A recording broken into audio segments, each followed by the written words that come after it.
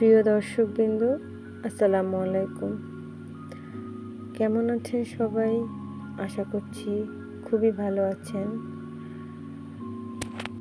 গাছপালার সৌন্দর্য চ্যানেলে পক্ষ থেকে আপনাদেরকে জানাই অনেক অনেক শুভেচ্ছা। পবিত্র ঈদ উল ফিতরের উপলক্ষে সবাইকে জানাই অগ্রিম ঈদের শুভেচ্ছা। ঈদ মোবারক। আজকের ভিডিওতে আমি দেখাবো রসুন আর পেঁয়াজ হারভেস্ট করা ও পর্তুলিকা প্রতিস্থাপন করা। পর্তুলিকা হাইব্রিড প্রজাতি সিঙ্গেল প্যাডেল প্লান্ট আমি আজকে প্রতিস্থাপন করে আপনাদেরকে দেখাবো। তো চলুন বেশি কথা না বাড়িয়ে মূল ভিডিওতে চলে যাই। আমি কিছুদিন আগে দেখিয়েছিলাম যে রসুন চাষ করেছিলাম, অল্প কিছু রসুনের কোয়া আমি লাগিয়েছিলাম। তো সেখান থেকে খুব ভালো একটা রেজাল্ট পাইনি। যাই হোক, যা হয়েছে সেটাই আমার কাছে অনেক। আমি এই পটটা আবার ব্যবহার করব পর্তুলিকা প্রতিস্থাপনে। আর যে সাইডে যে প্ল্যান্টটা দেখতে পাচ্ছেন, এটা একা একা বীজ হয়ে গেছে গাছটা। তো এখানে দেখুন, আমি পেঁয়াজের একটা পেঁয়াজ 2 ভাগ করে লাগিয়েছিলাম জাস্ট ট্রাই করার জন্য যে এখান থেকে গাছ হয় কিনা। এর আগে আমার ভিডিওতে আপনারা দেখেছেন। তো দেখুন, খুব সুন্দর 2টি গাছ হয়েছিল।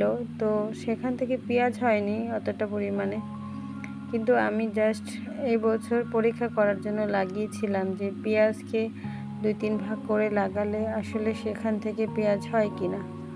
তো আশানুরূপ ফল না পেলেও গাছ হয়েছে, সেটা দেখে আমার খুব ভালো লাগছে। যাই হোক, যা হয়েছে হয়েছে। ছাদ বাগানে এর থেকে ভালো ফলাফল পাবো না, সেটা আমি বুঝেই গেছি। আর এছাড়াও পেঁয়াজ গাছ, রসুন গাছে কি কি যত্ন নিতে হয় সেটা আমি জানতাম না, এই বছর জেনেছি। তো আগামী বছর খুব ভালো একটা রেজাল্ট পাবো ইনশাল্লাহ। চলুন আমি পর্তুলিকার কাটিংগুলো নিয়ে নেই। আমার গত বছর গাছ থেকে আমি কাটিংগুলো নিচ্ছি। এগুলো হচ্ছে হাইব্রিড প্রজাতির পর্তুলিকা সিঙ্গেল প্যাডেল। তো এখান থেকে একটা কালার হচ্ছে কমলা কালার আর একটা হচ্ছে হলুদ কালার। তো যে পট দুটো আমি ফাঁকা করেছিলাম, সেই পট দুটোতে আমি প্ল্যান্টগুলো বসিয়ে দেব। আপনারা যারা পর্তুলিকা গাছ লাগাতে আর কি ভয় পান, ভাবেন যে কিভাবে কি লাগাবো, বীজ থেকে ইজি হয়, তারপর এগুলো কাটিং থেকে খুব ভালো গ্রো করে। পর্তুলিকা গাছে সবসময় গাছের গোড়া শুকিয়ে গেলেই পানি দেওয়া উচিত। আর যখন গাছগুলো রোপণ করবেন, গাছের যেন বালির পরিমাণটা মাটির সাথে বেশি থাকে। আর খাবার হিসেবে এখানে কিছু চা পাতা দিবেন মাসে একবার, পেঁয়াজের খোসায় ভেজানো পানি দিবেন সপ্তাহে একবার, কলার খোসা ভেজানো পানি দিবেন 15 দিন পর একবার।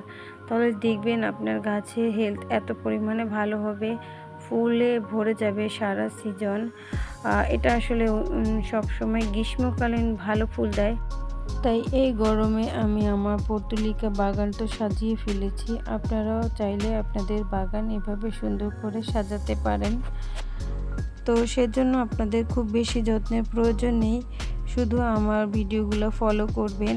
আর হচ্ছে গিয়ে গাছগুলো মিনিমাম কমপক্ষে 6 থেকে 7 ঘন্টা যেখানে রৌদ্র পড়ে সেখানে রেখে দিবেন।